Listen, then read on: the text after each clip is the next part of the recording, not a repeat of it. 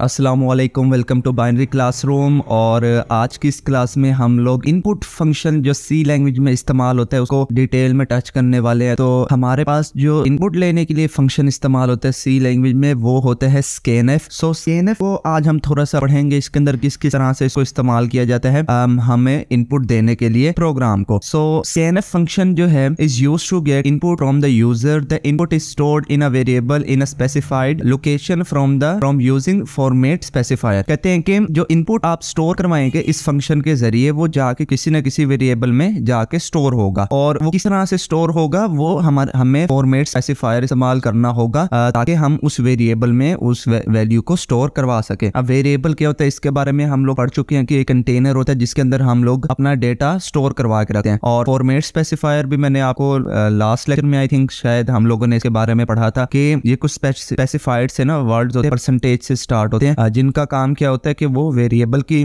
जो वैल्यू है उनको वेरिएबल में इनपुट करने के लिए डिफाइन किया जाते हैं कि हमारा जो वेरिएबल में डेटा स्टोर होने जा रहा है वो किस टाइप का डेटा है और कैसा डेटा है, राइट। तो इस चीज को हम फॉर्मेट स्पेसिफायर के जरिए से हैंडल कर देते हैं। नाउ इसके सिंटैक्स देख लेते हैं। तो सबसे पहले आप लोगों को स्कैनएफ लिखना होगा, पैरेंथेसिस डालनी होगी और इसके भी पैरेंथेसिस के अंदर दो पार्ट हैं। नंबर 1 है आपके पास फॉर्मेट स्ट्रिंग और नंबर 2 है आपके पास वेरिएबल। अब वेरिएबल का नाम यहाँ पर लिखेंगे कोमे के बाद ना, वेरिएबल का नाम लेते होते हैं, लेकिन उस वेरिएबल का नाम भी लिखने से पहले हम लोग यहाँ पर %, इसको %, बोलते हैं या एंड का भी सिंबल बोलते हैं। ये ना कीबोर्ड जहाँ 7 वाला बटन होता है ना, अगर आप वो शिफ्ट के साथ दबाएंगे तो तब ये आपको विजिबल हो जाएगा। तो बहरहाल इसको %, बोलते हैं। इसका काम क्या होता है कि जो आपका वेरिएबल है ना उसकी जो एड्रेस होता है ना उसको ये स्टोर करवा के रखता है। तो आगे हम इसके जरा दोनों पार्ट्स को देख लेते हैं। पहला था फॉर्मेट स्ट्रिंग। फॉर्मेट स्ट्रिंग में क्या होता है ये हम लोगों ने प्रिंटएफ वाले भी वीडियो में देखा था कि ये डबल कोट्स में लिखा जाता है, इसको कंट्रोल स्ट्रिंग भी बोला जाता है। और इसके अंदर हम बेसिकली 3 तरह का डेटा जो है एंटर कर सकते हैं। सबसे पहले टेक्स्ट, फॉर्मेट स्पेसिफायर और एस्केप सीक्वेंस। टेक्स्ट क्या होता था, सिंपल जो आप डिस्प्ले करवाना चाहते थे, hello this the value of A is this, इस तरह का। फॉर्मेट स्पेसिफायर में क्या होता था कि जो फॉर्मेट स्पेसिफाई करता था आपके वेरिएबल का। और थर्ड में था एस्केप सीक्वेंस जो कि स्पेशल कैरेक्टर होते थे आपके जो है ना जो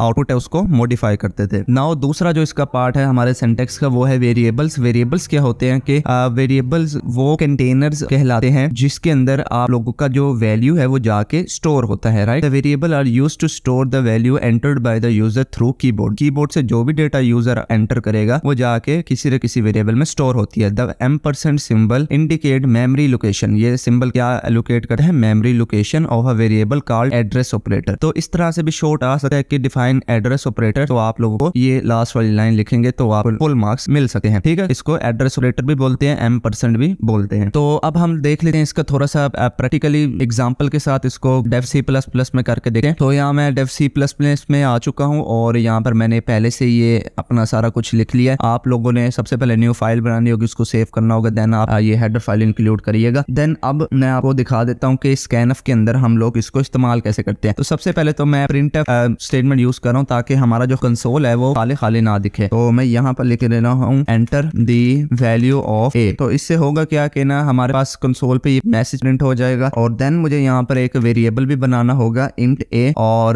के अंदर अब मुझे int a के अंदर अपना वैल्यू स्टोर करवाना। तो मैं यहाँ लिखूंगा स्कैनएफ। स्कैनएफ लिखने के बाद यहाँ पर हमारे पास सबसे पहले सिंटैक्स में क्या आता था, फॉर्मेट स्ट्रिंग। तो मैं यहाँ लिख भी देता हूँ कि हमारा जो स्कैनएफ का था ना वो क्या था, फॉर्मेट स्ट्रिंग था। और इसके बाद क्या था, %, के साथ वेरिएबल था, ठीक है जी। तो फॉर्मेट स्ट्रिंग में मुझे क्या देना होगा, यहाँ पर मैं फॉर्मेट स्पेसिफायर दूंगा %d, क्योंकि मैं इंटीजर जो है वेरिएबल यूज कर रहा हूँ। उसके बाद कोमा डालना होगा मेरे को और यहाँ पर लिखना होगा %। और कौन से वेरिएबल में मुझे वैल्यू स्टोर करवानी है, ए वेरिएबल में, तो मैं यहाँ %a लिखूंगा, राइट। इसको यहाँ सेमीकोलन से बंद करेंगे। तो इसको हम लोग सेव करेंगे। सेव करने के बाद कंपाइल करेंगे। कंपाइल जैसे करेंगे ये रन हो जाएगा। और इसको मैं थोड़ा सा बड़ा भी कर लेता हूँ। और यहाँ देखिए वो कह रहा है एंटर द वैल्यू ए, और यहाँ पर मैं वैल्यू एंटर करता हूँ 12। जैसे मैं एंटर करूंगा तो मेरे पास ये जो वैल्यू है ये जाके स्टोर हो गई होगी ए के अंदर। ऑल्दो यहाँ पे अभी मेरे पास प्ले नहीं हो रहा, तो डिस्प्ले भी हम लोग करवा सकते हैं। यहाँ सिंपल दोबारा से हम लोग अगर प्रिंटएफ की स्टेटमेंट लगाएं और यहाँ पर मैं लिख दूं the value of A is, और यहाँ पे हम फॉर्मेट स्पेसिफायर लगाएंगे, कोमा लगा के वेरिएबल का नाम लिखेंगे और यहाँ पर सेमीकोलन सेव करेंगे, कंपाइल करेंगे और रन करेंगे। तो यहाँ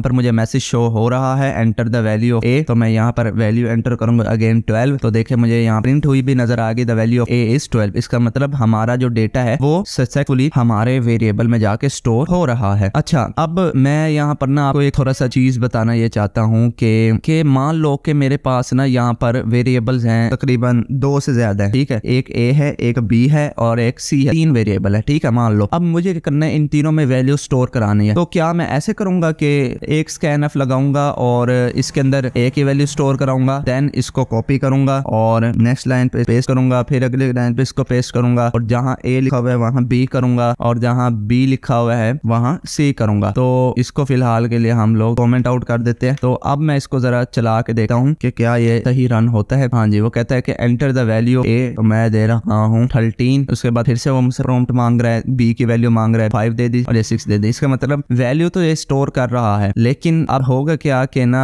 मेरे पास अगर मिसाल के तौर पे मल्टीपल वेरिएबल्स हैं, ये तो मैंने 3 लिखे ना, अगर मान लो या 10 वेरिएबल तो मैं क्या 10 दफा ऐसे स्कैनफ लगाता? नहीं, ये काम मैं एक लाइन में भी कर सकता हूँ। और वो किस तरह से? सबसे पहले इसको तो यहाँ से मैं हटा दूंगा और यहाँ थोड़ा सा पहले इसको भी चेंज कर लेते हैं, enter the value A, B और सी, ताकि यूजर को पता लग जाए कि आपने 3 दफा वैल्यूज को एंटर करना है। और यहाँ पर पता है बस करना क्या है, जहाँ फॉर्मेट स्पेसिफायर लिखा हुआ है ना, वहां पर आपने एक और जो जितने भी वेरिएबल आप लोगों ने डालने हैं ना इनपुट में, उतने फॉर्मेट स्पेसिफायर लिख देंगे। ये देखिए यहाँ पे मैंने 3 वेरिएबल डालने थे, तो मैंने 3 फॉर्मेट स्पेसिफायर इंटीजर के यहाँ पर लिख दिए और कोमा लगाने के बाद मुझे यहाँ पर उन तीनों वेरिएबल्स का सिर्फ नाम भी लिखना होगा। तो ए, बी और सी, ये 3 वेरिएबल्स आ गए, ठीक है। अब मुझे सिंपल इसको ना प्रिंट करवाना होगा। तो सबसे पहले तो मैं इसको अनकमेंट कर लेता हूँ प्रिंट को और यहाँ पर the value of A is this. उसके बाद मैं क्या करता हूँ, यहाँ \n लगा देता हूँ और यहाँ पर जो है यही सेंटेंस कॉपी करके आगे पेस्ट कर देता हूँ और यहाँ पर फिर से \n लगाता हूँ और फिर से मैं पेस्ट कर देता हूँ, ठीक है। तो ये थोड़ा सा आगे चला गया, ठीक है। तो इस तरह से ये हो जाएगा और जहां जहां मैंने चेंजिंग किया, यहाँ ए था तो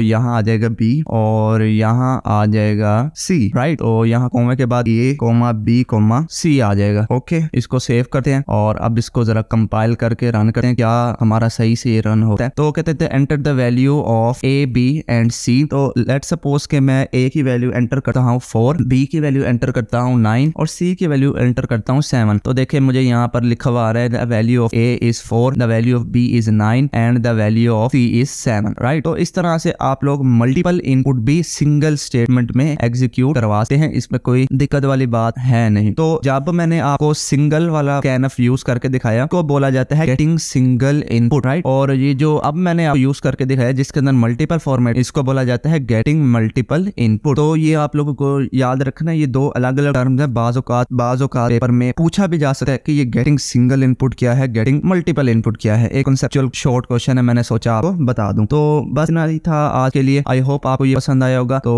अभी के लिए फिलहाल इस वीडियो में इतना ही, मिलते हैं किसी नेक्स्ट वीडियो में, तब तक के लिए ओके।